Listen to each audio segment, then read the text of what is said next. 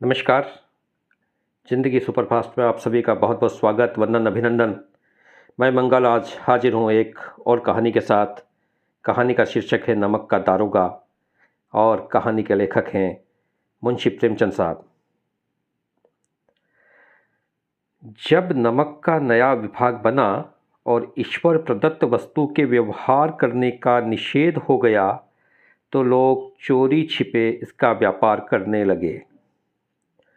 अनेक प्रकार के छल प्रपंचों का सूत्रपात हुआ। कोई घूस से काम निकालता था, कोई चालाकी से। अधिकारियों के पौ 12 थे। पटवारीगिरी का सर्वसम्मानित पद छोड़ छोड़ कर लोग इस विभाग में बरकंदाजी करते थे। इसके दरोगा पद के लिए वकीलों का भी जी ललचाता था। यह वह समय था जब अंग्रेजी शिक्षा और ईसाई मत को लोग एक ही वस्तु समझते थे। फारसी का प्राबल्य था। प्रेम की कथाएं और श्रृंगार रस के काव्य पढ़कर फारसीदा लोग सर्वोच्च पदों पर नियुक्त हो जाया करते थे।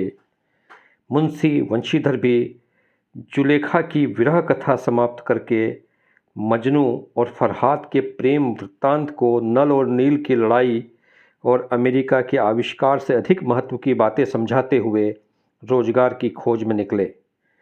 उनके पिता एक अनुभवी पुरुष थे। समझाने लगे, बेटा, घर की दुर्दशा देख रहे हो, ऋण के बोझ से दबे हुए हैं।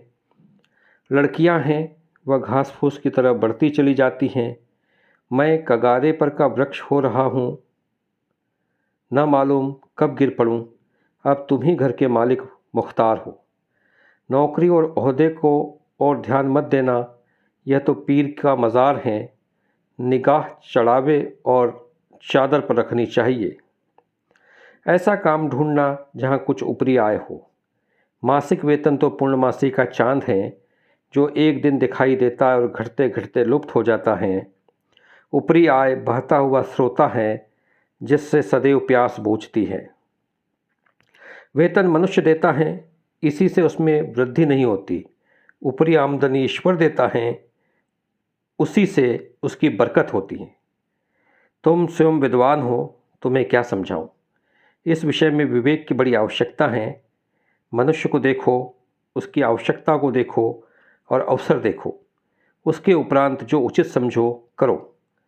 गरज वाले आदमी के साथ कठोरता करने में लाभ ही लाभ हैं, लेकिन बेगरज को दांव पर पानी जरा कठिन है। इन बातों को निगाह में बांध लो, यह मेरी जन्म भर की कमाई है। इस उपदेश के बाद पिताजी ने आशीर्वाद दिया। वंशीधर आज्ञाकारी पुत्र थे। ये बातें ध्यान से सुनी और तब घर से चल खड़े हुए। इस विस्तृत संसार में उसके लिए धैर्य, अपना मित्र, बुद्धि, अपनी पथ प्रदर्शक और आत्म अवलंबन ही अपना सहायक था। लेकिन अच्छे शकुन से चले थे। जाते ही जाते नमक विभाग के दारोगा पद पर प्रतिष्ठित हो गए। वेतन अच्छा और ऊपरी आय का तो ठिकाना ही न था। वृद्ध मुंशी जी को सुख संवाद मिला तो फूले न समाए। महाजन कुछ नरम पड़े। कलवार की आशालता लहलहाई। पड़ोसियों के हृदय में शूल उठने लगे। जाड़े के दिन थे और रात का समय। नमक के सिपाही चौकीदार नशे में मस्त थे। मुंशी वंशीधर को यहाँ आए अभी 6 महीने से अधिक न हुए थे, लेकिन इस थोड़े समय में ही उन्होंने अपनी कार्यकुशलता और उत्तम आचार से अफसरों को मोहित कर लिया था। अफसर लोग उन पर बहुत विश्वास करने लगे। नमक के दफ्तर से 1 मील पूर्व की ओर जमुना बहती थी। उस पर नावों का एक पुल बना हुआ था। दारोगा जी किवाड़ बंद किए मीठी नींद सो रहे थे। अचानक आंख खुली तो नदी के प्रवाह की जग, गाड़ियों की गड़गड़ाहट तथा मल्लाहों का कोलाहल सुनाई दिया। उठ बैठे। इतनी रात गए गाड़ियां क्यों नदी के पार जाती हैं? अवश्य कुछ न कुछ गोलमाल है। तर्क ने भ्रम को पुष्ट किया। वर्दी पहनी, तमंचा जेब में रखा और बात की बात में घोड़ा बढ़ाए हुए पुल पर आ पहुँचे। गाड़ियों की एक लंबी कतार पुल के पार जाती देखी। डांट कर पूछा, किसकी गाड़ियां हैं? थोड़ी देर तक सन्नाटा रहा। आदमियों में कुछ कानाफूसी हुई। तब आगे वाले ने कहा, पंडित अलोपी दीन की। कौन पंडित आलोपी दीन? दातागंज के मुंशी बंसीधर चौके। पंडित आलोपी दीन इस इलाके का सबसे प्रतिष्ठित जमींदार थे। लाखों रुपए का लेन देन करते थे। उधर छोटे से बड़े कौन ऐसे थे जो उनके ऋणी न हो। व्यापार भी बड़ा लंबा चौड़ा था। बड़े चलते पुरजे आदमी थे।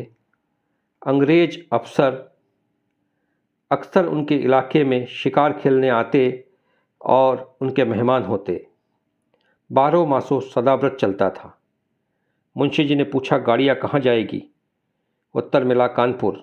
लेकिन इस प्रश्न पर कि इनमें क्या है, सन्नाटा छा गया। दारोगा साहब का संदेह और भी चढ़ा। कुछ देर तक उत्तर की बाट देखकर वह जोर से बोले, क्यों, क्या गूंगे हो गए हो? हम पूछते हैं इनमें क्या लदा है। जब इस बार भी कोई उत्तर न मिला तो उन्होंने घोड़े को एक गाड़ी से मिलाकर बोरे को टटोला। भ्रम दूर हो गया। यह नमक के ढेले थे। पंडित आलोपी दीन अपने सजीले रथ पर सवार कुछ सोते कुछ जागते चले आते थे। अचानक कई गाड़ी वालों ने घबराए हुए आकर जगाया और बोला, महाराज, दारोगा ने गाड़ियां रोक दी और घाट पर खड़े आपको बुलाते हैं। पंडित आलोपी दीन का लक्ष्मी जी पर अखंड विश्वास था। वह कहा करते थे कि संसार का तो कहना ही क्या, स्वर्ग में भी लक्ष्मी का ही राज्य है। उनका यह कहना यथार्थ ही था। न्याय और नीति सब लक्ष्मी के खिलौने हैं। इन्हें वह जैसे चाहती हैं नचाती है। लेटे ही लेटे गर्व से बोले, चलो हम आते हैं। यह कहकर पंडित जी ने बड़ी निश्चिंतता से पान के बीड़े लगाकर खाए। फिर लिहाफ ओढ़े हुए दारोगा के पास आकर बोले, बाबूजी आशीर्वाद, कहिए हमसे ऐसा कौन सा अपराध हुआ कि गाड़ियां रोक दी गई? हम ब्राह्मणों पर तो आपकी कृपा दृष्टि रहनी चाहिए। वंशीधर रुखाई से बोले, सरकारी हुक्म। पंडित आलोपी दीन ने हंसकर कहा, हम सरकारी हुक्म को नहीं जानते और न सरकार को। हमारे सरकार तो आप ही हैं। हमारा और आपका तो घर का मामला है। हम कभी आपसे बाहर हो सकते हैं? आपने व्यर्थ का कष्ट उठाया। यह हो नहीं सकता कि इधर से जाएं और इस बाट के देवता को भेंट न चढ़ावें। मैं तो आपकी सेवा में स्वयं ही आ रहा था। वंशीधर पर ऐश्वर्य की मोहिनी वंशी का कुछ प्रभाव न था। ईमानदारी की नई उमंग थी। कड़क कर बोले, हम उन नरक हरामियों में से नहीं हैं जो कौड़ियों पर अपना ईमान बेचते फिरते हैं। आप इस समय हिरासत में हैं। आपका कायदे के अनुसार चालान होगा। बस मुझे अधिक बातों की फुर्सत नहीं है। जमादार बदलो सिंह, तो मैंने हिरासत में ले चलो, मैं हुक्म देता हूँ। पंडित आलोपी दीन स्तंभित हो गए। गाड़ी वालों में हलचल मच गई। पंडित जी के जीवन में कदाचित यह पहला ही अवसर था कि पंडित को ऐसी कठोर बातें सुननी पड़ी। बदलू सिंह आगे बढ़ा, किंतु रोब के मारे यह साहस न हुआ कि उनका हाथ पकड़ सके। पंडित जी ने धर्म को धन का ऐसा निरादर करते कभी न देखा था। विचार किया कि यह अभी उद्दंड लड़का है, माया मोह के जाल में अभी नहीं पड़ा, अल्हड़ है, झिझकता है। बहुत दीन भाव से बोले, बाबू साहब, ऐसा न कीजिए, हम मिट जाएंगे। इज्जत धूल में मिल जाएगी। हमारा अपमान करने से आपके हाथ क्या आएगा? हम किसी तरह आपसे बाहर थोड़े ही हैं। वंशीधर ने कठोर स्वर में कहा, हम ऐसी बातें नहीं सुनना चाहते। आलोपी दीन ने जिस सहारे को चट्टान समझ रखा था वह पैरों के नीचे खिसकता हुआ मालूम हुआ। स्वाभिमान और धन ऐश्वर्य को कड़ी चोट लगी, किंतु अभी तक धन की सांख्यिक शक्ति का पूरा भरोसा था। अपने मुख्तार से बोले, लाला जी, 1000 के नोट बाबू साहब को भेंट करो। आप इस समय भूखे सिंह हो रहे हैं। वंशीधर ने गर्म होकर कहा, 1000 नहीं, 1,00,000 भी मुझे सच्चे मार्ग से हटा नहीं सकते। धर्म की इस बुद्धिहीन दृढ़ता और देव दुर्लभ त्याग पर मन बहुत झुंझलाया। अब दोनों शक्तियों में संग्राम होने लगा। धन ने उछल उछल आक्रमण करने शुरू किए। 1 से 5, 5 से 10, 10 से 15 और 15 से 20,000 तक नौबत पहुंची। किंतु धर्म अलौकिक वीरता के साथ इस बहुसंख्यक सेना के सम्मुख अकेला पर्वत की भांति अटल अविचलित खड़ा था। आलोपी दीन निराश होकर बोले, अब इससे अधिक मेरा साहस नहीं, आगे आपको अधिकार हैं।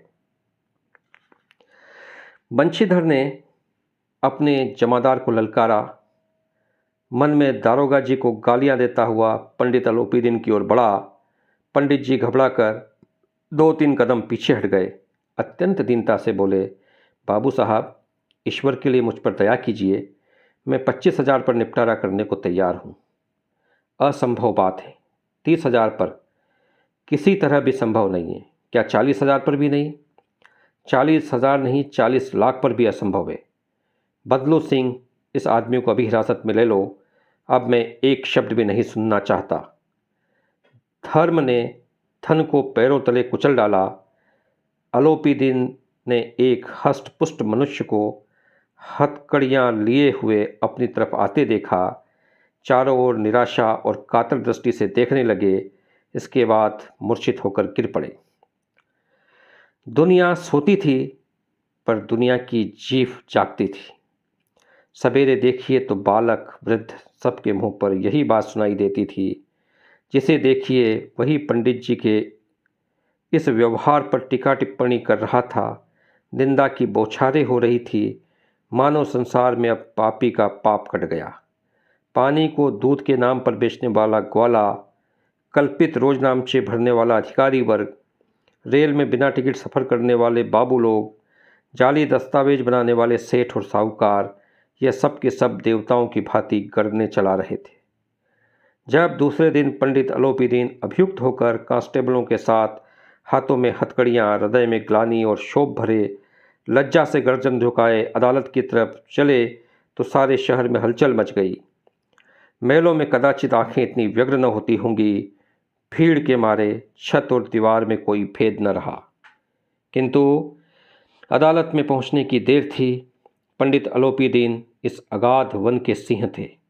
अधिकारी वर्ग उनके भक्त, अमले उनके सेवक, वकील मुख्तार उनके आज्ञापालक और अर्दली, चपरासी तथा चौकीदार तो उनके बिना मोल के गुलाम थे। उन्हें देखते ही लोग चारों तरफ से दौड़े। सभी लोग विस्मित हो रहे थे। इसलिए नहीं कि अलोपीदीन ने क्यों यह कर्म किया, बल्कि इसलिए कि वह कानून के पंजे में कैसे आए। ऐसा मनुष्य जिसके असाध्य साधन करने वाला धन और अनन्य वाचालता हो, वह क्यों कानून के पंजे में आए। प्रत्येक मनुष्य उनसे सहानुभूति प्रकट करता था। बड़ी तत्परता से इस आक्रमण को रोकने के निमित्त वकीलों की एक सेना तैयार की गई। न्याय के मैदान में धर्म और धन युद्ध ठन गया। बंशीधर चुपचाप खड़े थे। उनके पास सत्य के सिवा न कोई बल था, न स्पष्ट भाषण के अतिरिक्त कोई शस्त्र। गवाह थे, किंतु लोभ से डामाडोल। यहाँ तक कि मुंशी जी को न्याय भी अपनी ओर से कुछ खिंचा हुआ दिख पड़ता था। वह न्याय का दरबार था, परंतु उसके कर्मचारियों पर पक्षपात का नशा छाया हुआ था। किंतु पक्षपात और न्याय का क्या मेल। जहाँ पक्षपात हो वहाँ न्याय की कल्पना भी नहीं की जा सकती। मुकदमा शीघ्र ही समाप्त हो गया। डिप्टी मजिस्ट्रेट ने अपनी तजवीज़ में लिखा, पंडित अलोपीदीन के विरुद्ध दिए गए प्रमाण निर्मूल और भ्रमात्मक हैं। वह एक बड़े भारी आदमी हैं। यह बात कल्पना के बाहर है कि उन्होंने थोड़े लाभ के लिए ऐसा दुस्साहस किया हो। यद्यपि नमक के दारोगा मुंशी बंशीधर का अधिक दोष नहीं, लेकिन यह बड़े खेद की बात है कि उनकी उद्दंडता और विचारहीनता के कारण एक भले मानुष को कष्ट झेलना पड़ा। हम प्रसन्न हैं कि वह अपने काम में सजग और सचेत रहता है, किंतु नमक के महकमे को बड़ी हुई नमक हलाली ने उसके विवेक और बुद्धि को भ्रष्ट कर दिया। भविष्य में उसे होशियार रहना चाहिए। वकीलों ने यह फैसला सुना और उछल पड़े। पंडित अलोपीदीन मुस्कुराते हुए बाहर निकले। स्वजन बांधवों ने रुपयों की लूट की। उदारता का सागर उमड़ पड़ा। उसकी लहरों ने अदालत की नींव तक हिला दी। जब बंशीधर बाहर निकले तो चारों ओर से उनके ऊपर व्यंग्य बाणों की वर्षा होने लगी। चपरासियों ने झुक झुक कर सलाम किए, किंतु इस समय एक एक कटु वाक्य, एक एक संकेत उनकी गर्वाग्नि को प्रज्वलित कर रहा था। कदाचित उस मुकदमे में सफल होकर वह इस तरह अकड़ते हुए न चलते। आज उन्हें संसार का एक खेदजनक विचित्र अनुभव हुआ। न्याय और विद्वता, लंबी चौड़ी उपाधियाँ, बड़ी बड़ी दाढ़ियाँ और ढीले चोंगे एक भी सच्चे आदर के पात्र नहीं हैं। बंशीधर ने धन से बैर मोल लिया था, उसका मूल्य चुकाना अनिवार्य था। कठिनता से 1 सप्ताह बीता होगा कि मुअत्तली का परवान आ पहुंचा। कार्यप्रवणता का दंड मिला। बेचारे भग्न हृदय, शोक और खेद से व्यथित घर को चले। बूढ़े मुंशी जी तो पहले ही से कुड़बुड़ा रहे थे कि चलते चलते इस लड़के को समझाया था, लेकिन इसने एक न सुनी। सब मनमानी करता है। हम तो कलवार और कसाई के तगादे सहें, बुढ़ापे में भगत बनकर बैठें और वहाँ बस वही सूखी तनख्वाह। हमने भी तो नौकरी की है और कोई ओहदेदारी नहीं थे, लेकिन काम किया, दिल खोलकर किया और आप ईमानदार बनते चले हैं।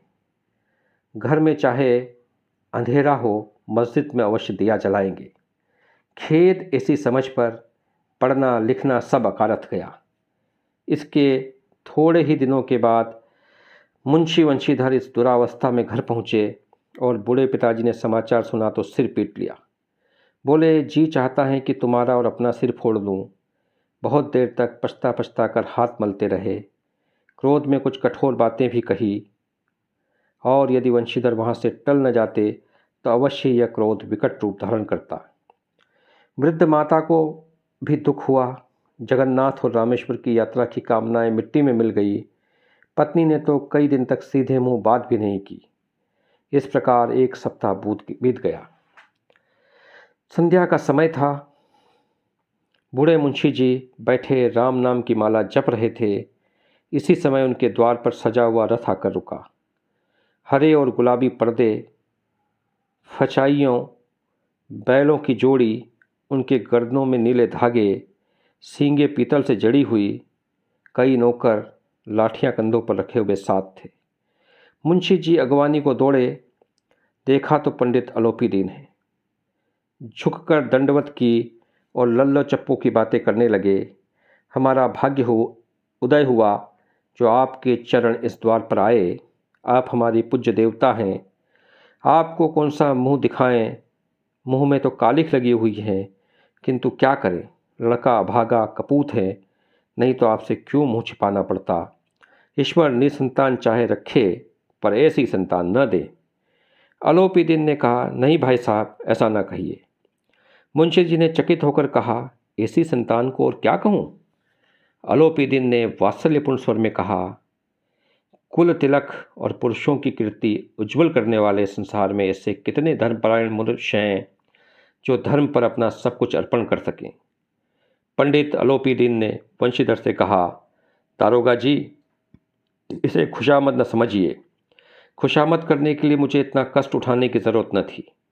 उस रात को आपने अपने अधिकार बल से मुझे अपनी हिरासत में लिया था, किंतु आज मैं स्वेच्छा से आपकी हिरासत में आया हूँ। मैंने हज़ारों रईस और अमीर देखे, हजारों उच्च पदाधिकारियों से काम पड़ा, किंतु मुझे परास्त किया तो आपने। मैंने सबको अपना और अपने धन का गुलाम बनाकर छोड़ दिया। मुझे आज्ञा दीजिए कि आपसे कुछ विनय करूं। वंशीधर ने अलोपीदीन को आते देखा तो उठकर सत्कार किया, किंतु स्वाभिमान सहित। समझ गए कि यह महाशय मुझे लज्जित करने और जलाने आए हैं। क्षमा प्रार्थना की चेष्टा नहीं की, वरन उन्हें अपने पिता की यह ठकुर सोहाती की बात असह्य सी प्रतीत हुई। पर पंडित जी की बातें सुनी तो मन का मेल मिट गया। पंडित जी की ओर उड़ती हुई दृष्टि से देखा, सद्भाव झलक रहा था। गर्व ने लज्जा के सामने सिर झुका दिया। शर्माते हुए बोले, यह आपकी उदारता है जो ऐसा कहते हैं। मुझसे जो कुछ अविनय हुई उसे क्षमा कीजिए। मैं धर्म की बेड़ी में जकड़ा हुआ था, नहीं तो वैसे मैं आपका दास हूँ। जो आज्ञा होगी वह मेरे सिर माथे पर। अलोपीदीन ने विनीत भाव में कहा, नदी तट पर आपने मेरी प्रार्थना नहीं स्वीकार की थी, किंतु आज स्वीकार करनी पड़ेगी। वंशीधर बोले, मैं किस योग्य हूँ, किंतु जो कुछ सेवा मुझसे हो सकती है उसमें त्रुटि न होगी। अलोपीदीन ने एक स्टाम्प लगा हुआ पत्र निकाला और उसे वंशीधर के सामने रखकर बोले, इस पद को स्वीकार कीजिए और अपना हस्ताक्षर कर दीजिए। मैं ब्राह्मण हूँ, जब तक यह सवाल पूरा न कीजिएगा द्वार से न हटूँगा। मुंशी वंशीधर ने उस कागज़ को पढ़ा तो कृतज्ञता से आंखों में आंसू भर आए। पंडित अलोपीदीन ने उनको अपनी सारी जायदाद का स्थायी मैनेजर नियत किया था। 6,000 वार्षिक वेतन के अतिरिक्त रोजाना खर्च अलग, सवारी के लिए घोड़ा, रहने को बंगला, नौकर चाकर मुफ्त। कंपित स्वर में बोले, पंडित जी, मुझ में इतनी सामर्थ्य नहीं कि आपकी उदारता की प्रशंसा कर सकूं, किंतु ऐसे उच्च पद के योग्य नहीं हूं। अलोपीदीन हंसकर बोले, मुझे इस समय एक अयोग्य मनुष्य की ही जरूरत है। वंशीधर ने गंभीर भाव से कहा, यूँ मैं आपका दास हूँ। आप जैसे कीर्तिवान सज्जन पुरुष की सेवा करना मेरे लिए सौभाग्य की बात है, किंतु मुझ में न विद्या है, न बुद्धि, न वह स्वभाव जो इन त्रुटियों की पूर्ति कर देता है। ऐसे महान कार्य के लिए एक बड़े मर्मज्ञ अनुभवी मनुष्य की ज़रूरत है। अलोपीदीन ने कलमदान से कलम निकाली और उसे वंशीधर के हाथों में देकर बोले, न मुझे विद्वता की चाह है, न अनुभव की, न मर्मज्ञता की, न कार्यकुशलता की। इन गुणों के महत्व का परिचय खूब पा चुका हूँ। अब सौभाग्य और सुअवसर ने मुझे वह मोती दे दिया है जिसके सामने योग्यता और विद्वता की चमक फीकी पड़ जाती हैं। यह कलम लीजिए, अधिक सोच विचार न कीजिए, दस्तखत कर दीजिए। परमात्मा से यही प्रार्थना है कि वह आपको सदैव वही नदी के किनारे वाला बेमुरव्वत, उद्दंड, कठोर परंतु धर्मनिष्ठ दारोगा बनाए रखे। वंशीधर की आंखें डबडबाई। हृदय के संकुचित पात्र में इतना एहसान न समा सका। एक बार फिर पंडित जी की ओर भक्ति और श्रद्धा की दृष्टि से देखा और कांपते हुए हाथ से मैनेजरी पर हस्ताक्षर कर दिए। अलोपीदीन ने प्रफुल्लित होकर उन्हें गले लगा लिया। बहुत बहुत धन्यवाद मुंशी प्रेमचंद जी की यह कहानी, जो जीवन में किसी भी व्यक्ति की अपने दायित्वों के प्रति पूरी ईमानदारी और ईमानदारी के पथ पर चलने की शिक्षा देती है। परिस्थितियां चाहे कैसी भी हो, हमें अपने धर्म से, अपने दायित्वों से और अपने संस्कारों से कभी भी मुंह नहीं मोड़ना चाहिए। तो आपने इस कहानी को सुना और इस सफ़र में आप सभी हम सफ़र रहे, इसके लिए आप सभी का बहुत बहुत धन्यवाद। प्रणाम।